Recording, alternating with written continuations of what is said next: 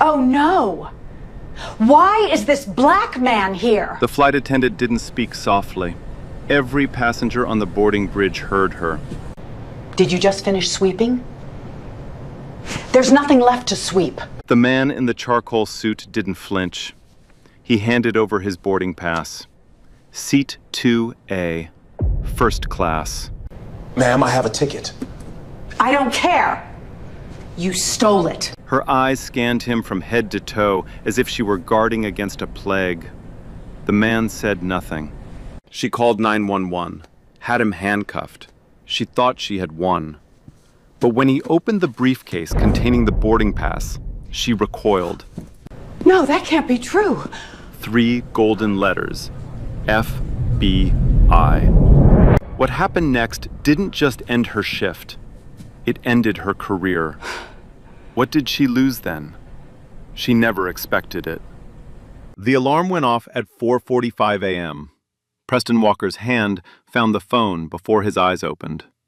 He silenced it and lay still for a moment. The ceiling fan hummed above him. A thin line of early light crept through the blinds. He swung his legs off the bed. No rush, no panic, just routine. In the bathroom, he splashed cold water on his face. The mirror showed a man who hadn't missed a morning in 22 years. Clean shave, sharp jaw, tired eyes, but focused. He walked to the closet and pulled out a charcoal suit. Not flashy, not cheap, the kind of suit that said everything without saying a word. He buttoned the shirt slowly, knotted the silk tie with a single smooth pull, adjusted the collar. Then he opened the top drawer of his dresser. Inside, next to his watch and wedding ring, sat a leather credential case. Gold badge on one side, photo ID on the other. The letters across the top read, Federal Bureau of Investigation. Underneath the photo, Preston Walker, Special Agent in Charge, Atlanta Field Office. He didn't clip it to his belt. He slid it into the inside pocket of his jacket. Quiet, out of sight, the way he always carried it when traveling civilian. His phone buzzed. A text from Deputy Director Carolyn Bassett. Briefing confirmed, 9 a.m. tomorrow. DOJ expects your trafficking report. Don't be late. He typed back, when have I ever been late? Preston led a 200-agent task force. He had testified before Congress. He had shaken hands with 2 attorneys general. His name sat on commendations that lined the wall of his home office. But none of that was visible. Not today. Today, he was just a black man in a nice suit catching an early flight. He stopped at the last door in the hallway, pushed it open gently. His daughter lay curled under a purple blanket, 12 years old, still asleep. He kissed her forehead. Love you, baby girl. She stirred, but didn't wake. He grabbed his briefcase and walked out into the Atlanta dark. Hartsfield-Jackson Atlanta International Airport, 6:15 a.m. The terminal buzzed with early morning energy. Rolling suitcases clicked across tile floors. Coffee kiosks hissed with steam. Overhead announcements echoed off the high glass ceilings.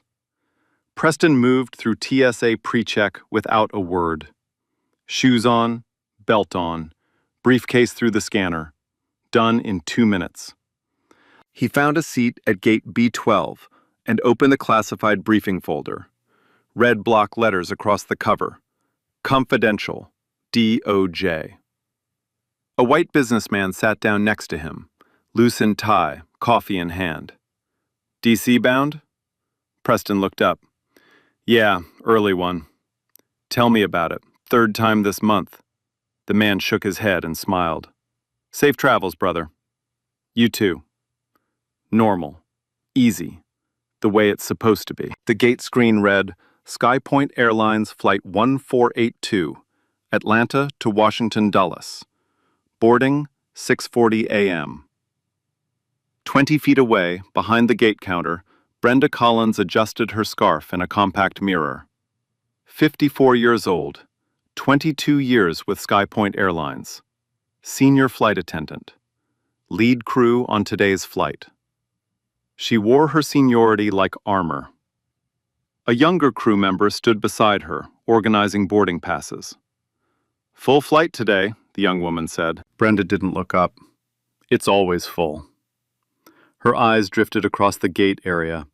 Business travelers, families, college kids with backpacks. Then she spotted a black family, mother, father, 2 small children, sitting near the priority lane. Brenda leaned toward her colleague, lowered her voice, but not low enough. Watch, they'll try to board with Zone 1. The younger woman gave an awkward laugh, looked away. Brenda snapped her compact shut and straightened her blazer. She walked toward the jet bridge entrance and took her position. The first-class passengers began to board. A white man in a navy blazer. Brenda smiled wide. "Welcome aboard, sir. Can I help with your jacket?" A white woman with a designer bag. Same warm smile. "Good morning, ma'am. You're in 1C, right up front." Then Preston Walker appeared at the entrance. Charcoal suit, briefcase in hand, boarding pass visible. Brenda's smile vanished. Her posture stiffened, her chin lifted, and the words that came out of her mouth would change both of their lives forever. Oh no. Why is this black man here? Brenda's voice hit the jet bridge like a slap. Loud, sharp, no hesitation. Preston stopped mid-step. His boarding pass was in his right hand. Seat 2A, first class, clearly printed, clearly visible. "Did you just finish sweeping garbage? Nothing left to sweep here." 2 passengers behind him went quiet. A woman in a business suit looked at the floor. A man in a polo shirt cleared his throat, but said nothing. Preston didn't raise his voice, didn't clench his fist. He held the boarding pass higher. "Ma'am, I have a ticket." "I don't care. You stole it." She didn't take the boarding pass. She grabbed it, snatched it out of his hand like she was confiscating contraband from a child. She held it up to the fluorescent light, flipped it over, studied it for 10, 15, 20 seconds. The jet bridge was narrow. Passengers were backing up behind Preston. No one could move. Everyone could hear. Brenda squinted at the pass, then at Preston, then at the pass again. "Where did you get this?" "I bought it through my employer's travel office." "Your employer?" She almost laughed. "Right. And who exactly employs someone like you in first class?" Preston looked at her. Steady. Controlled. "I'm a federal employee, ma'am." "Federal employee." She let the words drip with sarcasm. "Sure you are. And I'm the Queen of England." She thrust the boarding pass back at him. But she didn't step aside. She stood there, blocking the jet bridge entrance, arms crossed. "I'm going to need to verify this. Wait here." "Ma'am, the boarding pass is valid. I'd like to take my seat." "I said, wait." She turned and walked into the aircraft. Preston stood alone in the jet bridge. The fluorescent lights buzzed above him. The faint smell of jet fuel crept through the walls. Behind him, passengers shuffled past in silence. Some avoided eye contact. Some stared. An elderly white woman, mid-60s, silver hair, reading glasses around her neck, paused as she passed him. She looked at Preston, then looked toward where Brenda had disappeared. Her jaw tightened. Her name was Diane Aldridge, retired schoolteacher, seat 3C. She said nothing, but she noticed everything. 2 minutes passed, then 3. Preston stood motionless, briefcase at his side, hands at his sides, waiting in a jet bridge like a suspect waiting to be processed.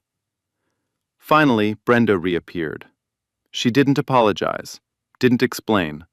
She simply stepped aside, barely, and waved him through with 2 fingers, like she was directing traffic. Go. One word. No welcome aboard. No sorry for the wait. Just go. Preston walked past her and entered the cabin. First class was small. 3 rows, 12 seats. Cream leather, warm lighting. The kind of quiet that costs money. Preston found 2A, window seat, left side. He placed his leather briefcase in the overhead bin directly above his row, clicked it shut, sat down, buckled his seatbelt, folded his hands. 90 seconds of peace. Then Brenda appeared at his row. Sir, that overhead bin is reserved for row 1 passengers. Move your bag. Preston looked up. I'm in row 2. The bin above row 2 is appropriate for row 2 passengers. I'm telling you to move it. Those are the rules. Ma'am, I've flown this airline dozens of times. There is no such rule. Brenda's nostrils flared. She leaned in closer, close enough for him to smell her perfume. Sharp, floral, aggressive. I don't care how many times you've flown. On my plane, I make the rules. Move the bag or I call the captain. Preston held her gaze, calm, unwavering. Then call the captain. Brenda straightened up, her face flushed red. She spun on her heel and marched toward the galley. At that exact moment, a white man in a rumpled sport coat boarded. Late, slightly out of breath. He shoved a bulky carry-on into the same overhead bin. The one Brenda had just told Preston was reserved. Brenda walked right past him, didn't say a word, didn't even glance at the bag. Diane Aldridge saw it all from 3C. She reached into her purse, quietly, slowly. She pulled out her phone, tilted it toward the aisle, and pressed record. 3 minutes later, Brenda returned. This time, she carried a printed form. Passenger Incident Report, the kind of document airlines use when someone is about to get removed from a flight. She stood at the edge of Preston's row and spoke loudly, deliberately loudly, loudly enough for every passenger in first class to hear. Sir, I'm going to need your full legal name and a government-issued photo ID. For what purpose? Security documentation. This is standard procedure. It was not standard procedure. There was nothing standard about any of this. But Preston reached into his pocket and handed her his driver's license. Not his FBI credentials. His regular Georgia driver's license. Brenda studied it like a detective examining evidence. She wrote down his name, his date of birth, his address. Slowly, meticulously, standing over him the entire time. A passenger in row 1 leaned over and whispered to his wife, "What did that guy do?" His wife whispered back, "I don't think he did anything." Brenda handed the license back without a word. She walked to the galley, picked up the interphone, and called the cockpit. Captain Simmons, this is Brenda. We have a situation in 2A. Her voice was calm now, professional, practiced. The voice of someone who had learned exactly how to frame a complaint. Disruptive passenger, refusing to comply with crew instructions. I don't feel safe with him on this aircraft. Captain Lloyd Simmons was on the other end. 58 years old, 30 years of flying. He had never met the passenger in 2A. He had never seen the passenger in 2A. He had only Brenda's words. Copy that. I'll contact airport operations. Simmons picked up the radio and requested law enforcement assistance at gate B12. 4 minutes later, the aircraft door opened. 2 airport police officers stepped into the cabin. The first was Officer Dale Hutchinson, late 30s, broad shoulders, buzz cut. His hand rested on his belt, not on his gun, but close enough. Close to his taser. Close enough to send a message. His partner followed, younger, quieter, eyes scanning. Hutchinson walked straight to row 2. He didn't ask Brenda what happened. He didn't speak to any other passenger. He didn't assess the situation. He went directly to the black man. "Sir, I'm going to need you to step off the aircraft." Preston looked up at him. "Officer, can you tell me what I've done?" "We've received a report of a disruptive passenger. You can step off voluntarily, or I can remove you. Your choice." The cabin went silent. 12 first-class passengers. Not one spoke. The hum of the aircraft's auxiliary power unit filled the void. A child in row 3 tugged her mother's sleeve. "Mommy, why are the police here?" The mother pulled the child close. "Shh, don't look." Preston unbuckled his seatbelt. He stood slowly, buttoned his jacket, straightened his tie. He didn't argue, he didn't resist, he didn't raise his voice. He stepped into the aisle and walked toward the exit, one step at a time, back straight, head high. Every passenger watched him pass. Some looked away, some couldn't. Diane Aldridge kept her phone steady, recording. Her hands were trembling, but the camera never moved. Brenda stood by the galley, arms crossed, chin up. As Preston passed her, she turned to her colleague and said, quietly, but not quietly enough, "That's how you handle them." Diane's phone caught every word. The jet bridge felt smaller now. Hutchinson positioned Preston at the far end, near the terminal door. Fluorescent lights hummed overhead. The walls were scuffed gray. The carpet smelled like rubber and recycled air. It was the kind of space people walked through without thinking, unless they were being held in it. Preston stood with his hands at his sides, briefcase on the ground beside him. No handcuffs. Not yet. But the message was clear. Hutchinson's partner hung back, one hand on his radio, watching. Hutchinson stepped forward. Close. Too close. The kind of distance that isn't professional. It's personal. ID. The flight attendant already checked my identification. I don't care what she checked. I'm asking you. ID. Now. Preston reached into his jacket pocket, slowly, deliberately, and produced his Georgia driver's license. He held it out. Hutchinson snatched it, the same way Brenda had snatched his boarding pass. He turned to his partner. "Run it." The partner keyed the radio, read out Preston's name, date of birth, license number. The response came back in under a minute. No warrants, no flags, no criminal history, nothing. Hutchinson stared at the radio like it had betrayed him. He looked back at Preston. His jaw shifted. Something behind his eyes recalculated, but he didn't let go. "What do you do for a living?" It wasn't a question. It was an accusation shaped like a question. The tone said, "I don't believe you belong here. Prove it." "I'm a federal employee." Hutchinson tilted his head. A slow smirk crept across his face, the kind of smirk that made Preston's jaw tighten, though nothing on the outside moved. "Federal employee," Hutchinson repeated it like a joke. "What kind of federal employee flies first class?" "The kind that's authorized to." Hutchinson's smirk faded. He didn't like that answer. He stepped even closer. Preston could smell the coffee on his breath, stale, bitter, like something left too long on a burner. "You got a smart mouth, you know that?" Preston said nothing. "I asked you a question."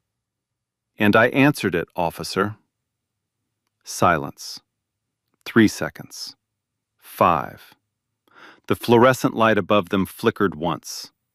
A gate announcement echoed from the terminal, muffled, distant, like a sound from another world. Hutchinson turned to his partner. "Search his bag."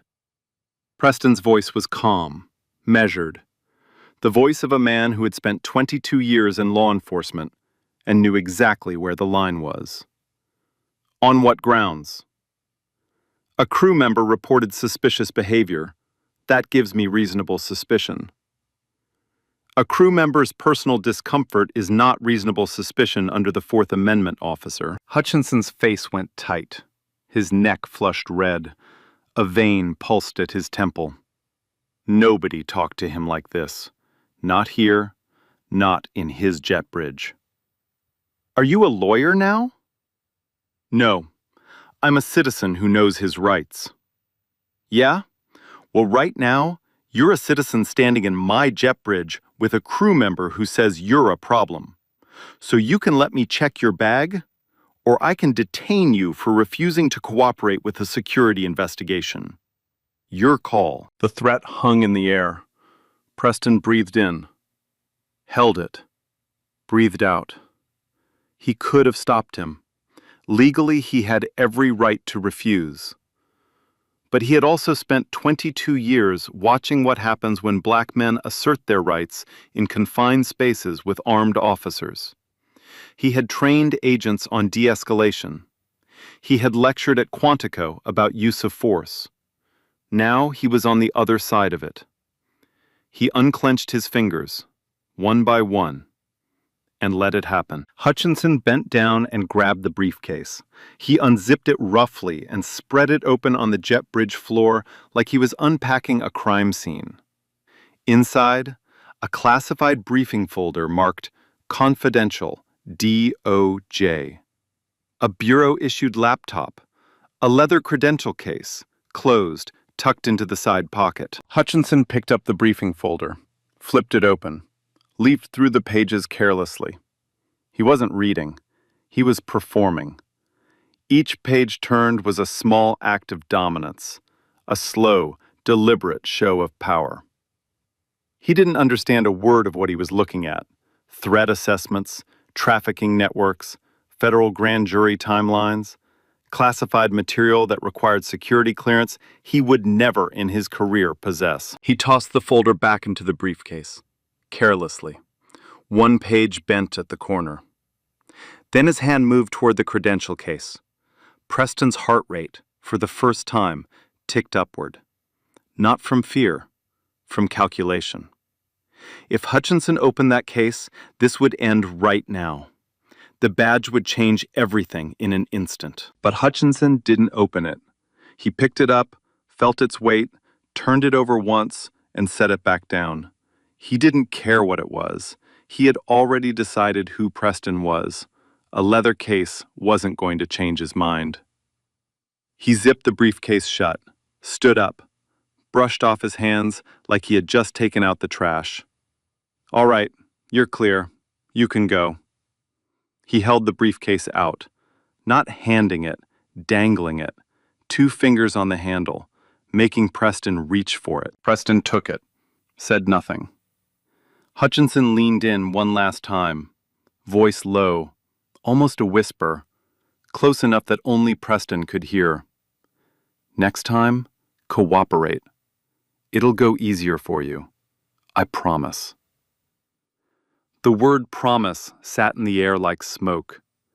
Preston turned and walked back toward the aircraft. The cabin door was still open. A ground crew member stepped aside to let him through. Inside, the first-class cabin was full now, every seat occupied, every pair of eyes lifted.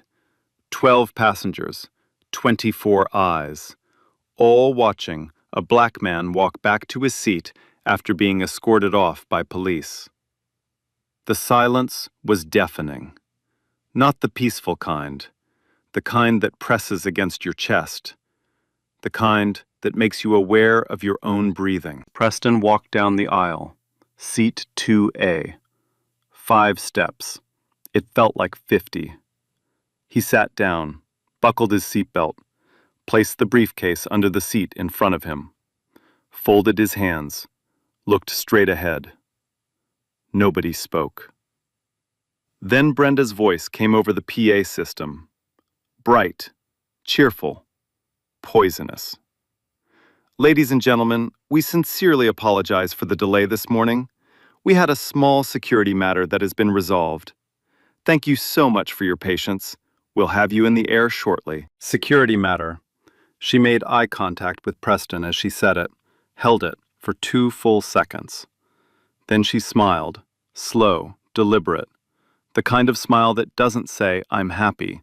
It says, "I won, and there's nothing you can do about it." The businessman in row 1 shifted uncomfortably in his seat. The woman in 1C suddenly became fascinated with her magazine. The man in 2B stared out the opposite window like his life depended on it. Nobody made eye contact with Preston. Nobody said a word, except one person. A white man in the row behind him leaned forward, close enough to whisper, "Hey, I saw the whole thing. That was wrong, man. I'm sorry." Preston nodded. Once. Didn't turn around. "Thank you." 2 words. That's all he could manage. Because if he said anything else, if he opened that door even a crack, 22 years of discipline might not be enough to hold back what was building inside him. Diane Aldridge lowered her phone in 3C. She had recorded everything. The reboarding, Brenda's announcement, the eye contact, the smile, every frame, every second. She saved the video, put the phone back in her purse, closed the clasp with trembling fingers. The aircraft door closed. The engines began to whine, low at first, then building into a steady roar. The plane pushed back from the gate. Preston stared out the window. The tarmac stretched flat and gray under the morning sun. A baggage cart rolled past. A ground worker in an orange vest waved a signal. The terminal shrank behind them. Everything outside was moving. Everything inside Preston was still. But still is not the same as empty. Calm is not the same as defeated. And silence is not the same as surrender. Something was building. Quiet, patient, inevitable. And Brenda Collins had absolutely no idea what she had just set in motion. 2 hours and 14 minutes. That's how long Preston Walker sat in seat 2A without saying a word, without pressing the call button, without asking for anything. Brenda worked the first-class cabin like she owned it. Champagne for 1A, warm nuts for 1C, fresh napkins for 2B. She moved row by row, passenger by passenger, smile by smile. She skipped 2A every time. The first pass, she looked right through him, like the seat was empty, like he wasn't there. The second pass, Preston raised his hand, politely, calmly. "Excuse me, could I get a glass of water?" Brenda kept walking.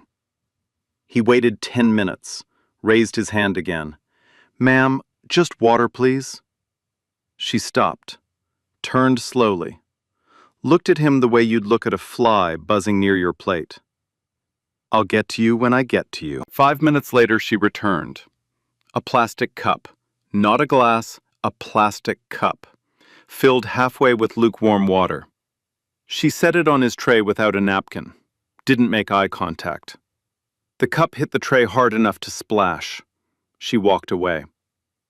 Preston looked at the cup, half full, lukewarm, no napkin. He didn't drink it. He opened his bureau-issued laptop instead, pulled up his email, and began typing. Slowly, precisely. Every word chosen with the same care he used when drafting federal warrants. Nobody on that plane knew what he was writing. Not yet. The seatbelt sign dinged on. The captain's voice came over the PA. "Ladies and gentlemen, we're beginning our descent into Washington Dulles International Airport. Local time is 8:52 a.m. Temperature is 61 degrees. Thank you for flying SkyPoint Airlines." The plane touched down at 9:04 a.m. Smooth landing, gentle braking. The cabin lights came on. Seatbelt signs turned off with a soft chime. Passengers began to move. Overhead bins opened, bags shuffled, jackets rustled, the usual orchestra of arrival. Preston didn't move. He sat still, hands folded, laptop closed, briefcase untouched under the seat in front of him. Row 1 deplaned. Row 2B stood, grabbed his bag, and left. Row 3 emptied. Diane Aldridge passed Preston's row. She paused, just for a heartbeat, and their eyes met. She gave him a small nod. He returned it. Then she was gone. The cabin was nearly empty now. A few economy passengers filed past. Then no one. Just Preston. And Brenda. Brenda walked up the aisle toward the cockpit, then stopped when she saw him still sitting there. Her eyebrows pinched together. "Sir, the flight is over. You need to deplane. Now." Preston looked up at her. For the first time since the jet bridge, he spoke more than a few words. "I'll deplane when I'm ready. But first, I need to speak with your captain." Brenda let out a short, sharp laugh. The kind of laugh designed to belittle. "The captain doesn't have time to—" "I wasn't asking." 2 words. Quiet. But they landed like a hammer on glass. Brenda's smile cracked. Something in his tone, something she hadn't heard before, made her take a half step backward. Preston reached into his jacket. Brenda flinched. Her eyes darted to his hand. He pulled out the leather credential case, the same one Hutchinson had held in the jet bridge, the same one nobody had bothered to open. He flipped it open. Gold shield on the left, photo ID on the right. 3 letters across the top, bold, blue, unmistakable. FBI. Preston Walker, Special Agent in Charge, Atlanta Field Office. Brenda's eyes locked onto the badge. Her lips parted. The color left her face. Not slowly, not gradually. All at once, like someone had pulled a plug.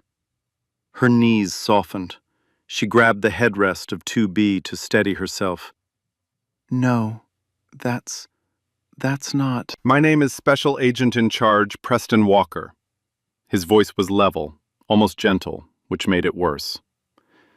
"You just had airport police illegally detain, interrogate, and search a senior federal law enforcement official because you decided a black man didn't belong in first class."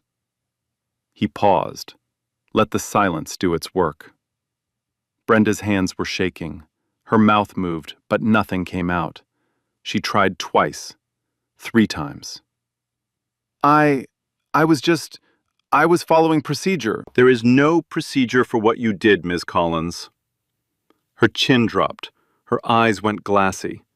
She looked like someone watching their entire life rearrange in real time. "I strongly suggest you contact your union representative today." Preston closed the credential case, slid it back into his jacket. At that moment, the cockpit door opened. Captain Lloyd Simmons stepped into the cabin. He saw Brenda, pale, gripping a headrest, barely standing. He saw Preston, seated, composed, unmoved. "What's going on here?" Preston stood, extended the credential case again. Simmons looked at the badge. His face changed instantly. The blood drained from his cheeks the same way it had drained from Brenda's. "Captain Simmons, you authorized the removal of a passenger based solely on a crew member's word? No disruptive behavior occurred. No threat assessment was conducted. You relied on Ms. Collins' judgment, and her judgment was rooted in racial bias." Simmons opened his mouth, closed it, opened it again. "Agent Walker, I sincerely apologize. I should have come to the cabin myself before calling the police." "Yes, you should have." Preston reached into his briefcase and pulled out a business card, plain white, FBI seal. He placed it in Simmons' hand. "Your airline will be hearing from the Bureau and the Department of Justice." He picked up his briefcase, straightened his tie, and walked off the plane without looking back. Brenda Collins stood alone in the empty first-class cabin. Her legs wouldn't move. The overhead lights hummed. The silence pressed against her like a wall. For the first time in 22 years, she had nothing to say. Brenda didn't make it to the terminal. She collapsed into the jump seat in the rear galley. The same galley where she had picked up the interphone. The same galley where she had smiled after Preston was escorted off. She wasn't smiling now. Her hands wouldn't stop trembling. She fumbled with her phone, dropped it, picked it up, dropped it again. On the third try, she managed to dial her supervisor at SkyPoint's Atlanta Operations Center. "Greg, it's Brenda. I think I made a mistake." "What kind of mistake?" "The passenger in 2A, the one I reported, he's..." She swallowed. "He's FBI." Silence on the other end. The kind of silence that sounds like a career ending. "What do you mean, FBI?" "Special Agent in Charge, Atlanta Field Office. He showed me his badge, Greg. Gold shield, real credentials. He said the Bureau and the Department of Justice are going to contact us." More silence. Then Greg's voice came back, colder now, professional. The warmth was gone. "Walk me through exactly what happened. Every detail, from the moment he boarded." So Brenda did. She told him everything. The jet bridge, the boarding pass, the overhead bin, the incident form, the police call, the PA announcement. And as she spoke, she heard herself. Really heard herself. Every word coming out of her mouth sounded worse than the last. She kept pausing, trying to find the part where she was right, the part where her actions made sense. She couldn't find it. He was being uncooperative. How? He refused to move his bag. From the overhead bin above his own seat? Brenda didn't answer. What else? He questioned my authority. By doing what exactly? He said he had a ticket. The line went quiet again. When Greg spoke, his voice was flat. No anger, no sympathy. Just procedure. "Brenda, you're being pulled from your next 3 rotations effective immediately.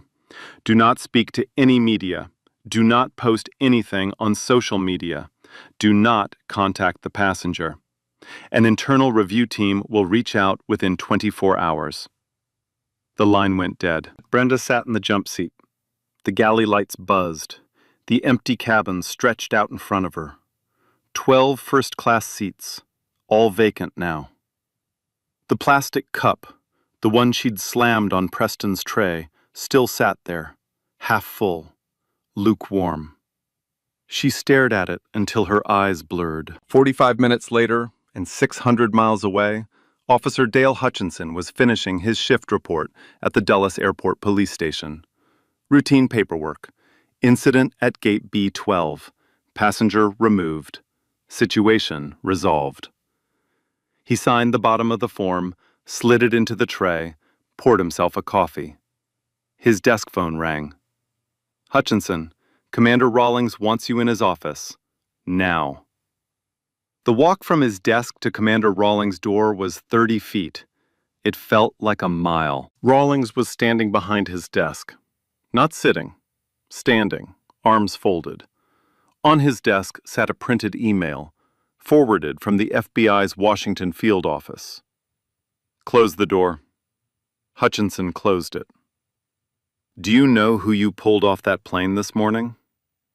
A disruptive, Special Agent in Charge Preston Walker, FBI, Atlanta Field Office. 22 years of federal service. Leads a 200-agent task force. Testified before Congress. Twice. Hutchinson's mouth opened. Nothing came out. "Your body camera footage has been pulled. I've watched all of it. The illegal search. The classified DOJ documents you handled without authorization. The tone. The smirk. All of it." Hutchinson's coffee cup was shaking in his hand. He set it down. "Commander, the flight attendant said—" I don't care what she said. You are a law enforcement officer. Your job is to independently assess a situation. You didn't interview a single witness. You didn't ask a single question. You walked onto that aircraft and went straight to the black man. That's not policing. That's profiling. I was responding to a crew report. You were responding to your own bias, officer. And you did it on camera." Rawlings opened a folder, slid a single sheet of paper across the desk. "Effective immediately. You are placed on administrative leave without pay. Internal Affairs will conduct a full investigation. Badge and weapon on my desk. Now." Hutchinson stared at the paper. The words blurred. His throat tightened. He unclipped his badge, set it on the desk, removed his service weapon, set it beside the badge. Two objects, his entire identity, sitting on someone else's desk. He walked out of the office without a word. The video hit the internet at 6:47 p.m. that evening. Diane Aldridge sat at her kitchen table in Arlington, Virginia, laptop open, reading glasses on. Her hands still hadn't fully stopped shaking since the flight. She had watched the footage 4 times. Each time, it made her angrier. She uploaded it to social media with a single caption. "I watched a man get removed from a plane today for the crime of flying while black. He turned out to be an FBI special agent in charge. I recorded everything. Watch what happened." She closed the laptop and made herself a cup of tea. By the time she finished it, the video had 12,000 views. By midnight, 400,000. By 8 a.m. the next morning, 4 million. The comment section exploded. Thousands of people sharing their own stories, their own jet bridges, their own Brenda Collins. The video didn't just go viral. It detonated. Every major network picked it up before noon. Cable news ran it on split screens, the footage on one side, aviation law experts on the other. News chyrons scrolled across the bottom of every channel. FBI agent racially profiled on Skypoint flight. Flight attendant called police on black federal agent. Skypoint Airlines under fire after viral video airport officer suspended for illegal search of FBI agent. Skypoint Airlines stock dropped 3.2% by market open. By the closing bell, it had fallen another 1.8%, 5% total. Hundreds of millions of dollars, gone before the sun set. CEO Gerald Tate held an emergency board meeting at Skypoint's Dallas headquarters. The conference room was silent. 12 board members. No one was checking their phone. No one was looking at the stock ticker. They were all looking at Tate. And Tate had nothing. The Department of Transportation opened a formal investigation within 48 hours. Federal investigators subpoenaed Skypoint's internal complaint records, crew training documentation, and passenger incident reports going back 5 years. What they found was worse than anyone expected. Brenda Collins had 6 prior complaints. 6. All filed by passengers of color. All describing the same pattern: hostility at the jet bridge, unnecessary ID checks, fabricated incident reports, calls to the cockpit. The first complaint was filed 4 years ago, a black businessman in first class. Brenda had demanded to see his credit card to verify the purchase. He filed a formal complaint. Skypoint's internal review classified it as a personality conflict. No action taken. The second complaint, a Latina woman traveling with her daughter. Brenda told her the child needed a separate boarding pass for first class. The child was an infant sitting on her mother's lap. Complaint filed. Classified as a miscommunication. No action taken. Third, fourth, fifth, sixth. All dismissed. All buried. All stamped with the same rubber-stamped conclusion. Crew member acted within standard operating guidelines. 6 passengers, 6 complaints, 6 times the system looked the other way. The DOT investigators compiled their findings into a 60-page report. The summary was devastating. SkyPoint Airlines had maintained a pattern of shielding senior crew members from accountability, regardless of complaint validity. The airline's internal review process was, in the investigators' assessment, structurally designed to protect the company, not the passengers. Airport Police Internal Affairs completed their own investigation in parallel. Officer Dale Hutchinson was found to have violated department policy on 3 separate counts: unlawful detention of a passenger without probable cause, search and seizure without reasonable suspicion or consent, failure to independently assess the situation before taking enforcement action. His body camera footage was the centerpiece. Every second of it. The smirk, the snatched ID, the dangled briefcase, the whispered threat, all captured in high-definition clarity. The consequences came down fast, and they came down hard. Brenda Collins was terminated from SkyPoint Airlines. Effective immediately. No severance. No retirement package. 22 years, erased in a single phone call. The Federal Aviation Administration launched a separate review of her flight attendant certification. The result? A 5-year ban from working for any U.S. commercial carrier. She would never serve another passenger on American soil. Officer Dale Hutchinson was fired from the Dulles Airport Police Department. His law enforcement certification was revoked by the Commonwealth of Virginia.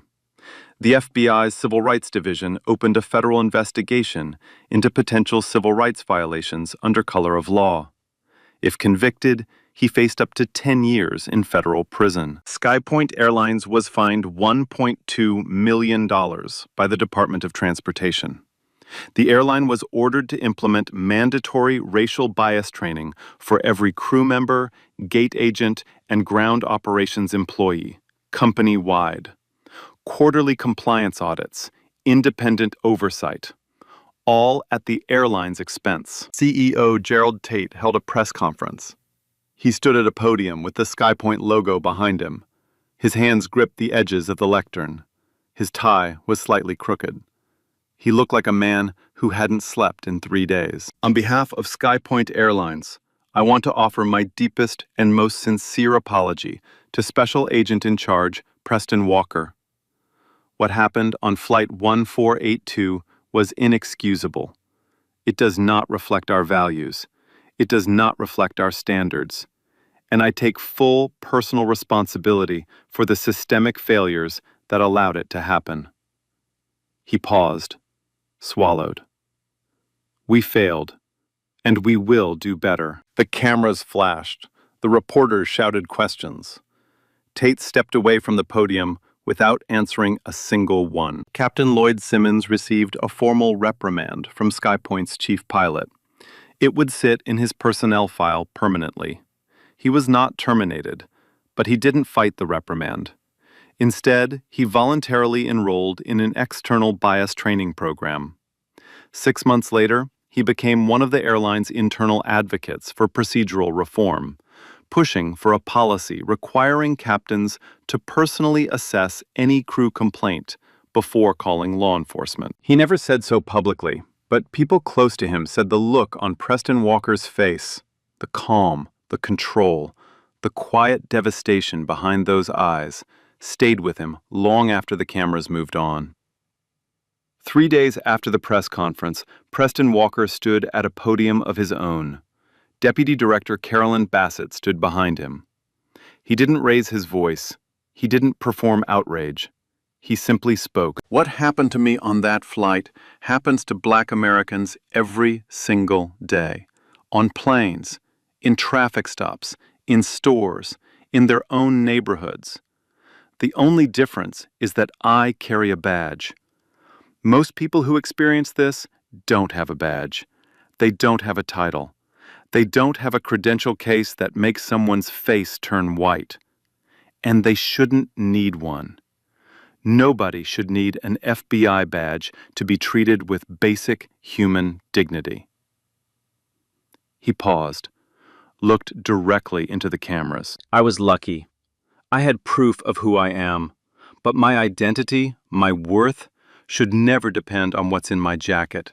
It should depend on what's in my character, and that should be enough for everyone." The room was silent.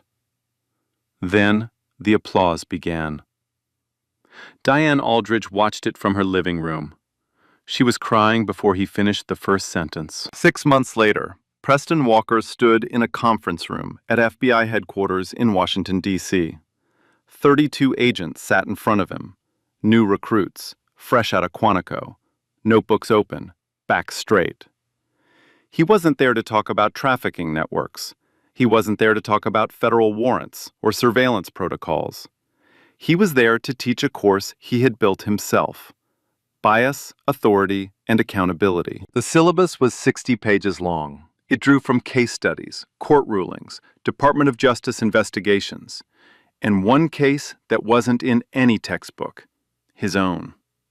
He stood at the front of the room, no podium, no notes, just his voice. "Every one of you will carry a badge. Every one of you will have authority. And one day, every one of you will have to decide whether to use that authority to protect people or to control them.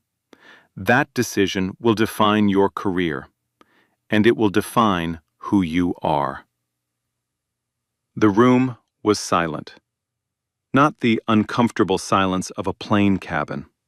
The respectful silence of people who were listening. The course became mandatory across 3 field offices within a year. By the following spring, it was adopted bureau-wide. Preston never sought the spotlight. He never wrote a book. He never signed a media deal. He went back to Atlanta, back to his task force, back to his daughter and her purple blanket, and his morning coffee in the plain mug. But the ripple he created never stopped moving. Brenda Collins disappeared from public life. She deleted her social media accounts, changed her phone number, moved to a smaller town in Central Florida.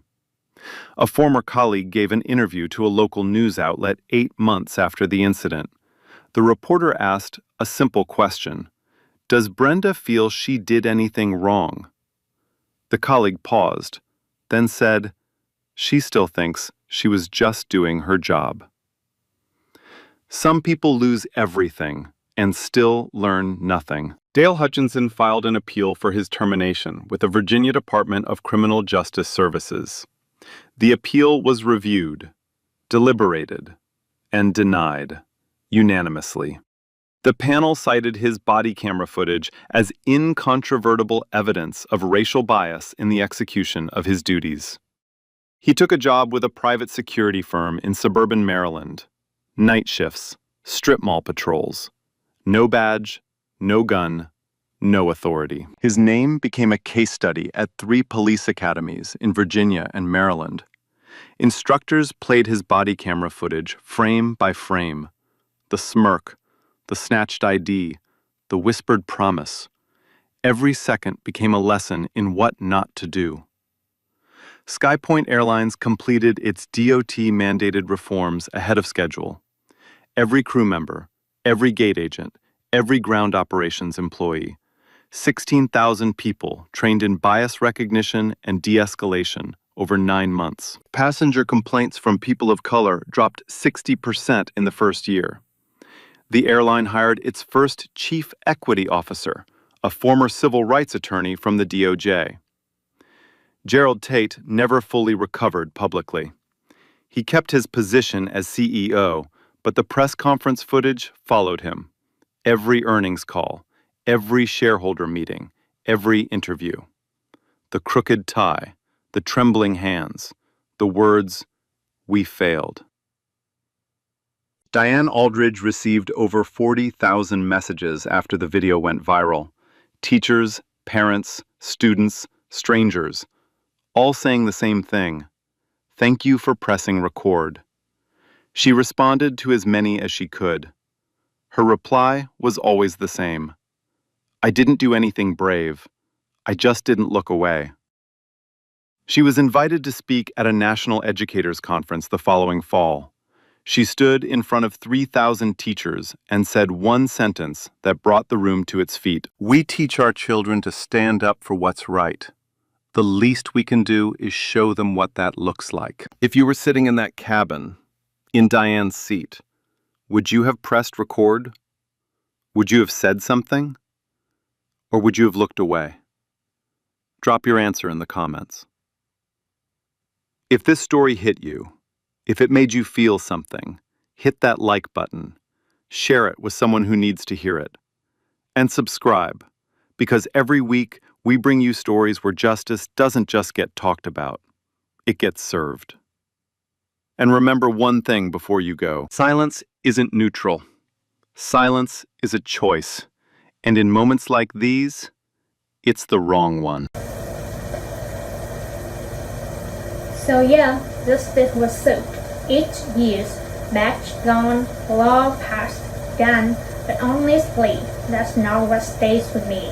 What stays with me is this: your dignity has a price tag, and that price tag is your title. The moment they opened that briefcase and saw federal judge, everything changed. Suddenly, he mattered. But 5 minutes before that, he was face down on a cold marble with me on his back. Same man, same heartbeat. The only thing that changed was what people found out about him. And that taught me something I'd never forget. We don't get to earn humanity, we're born with it.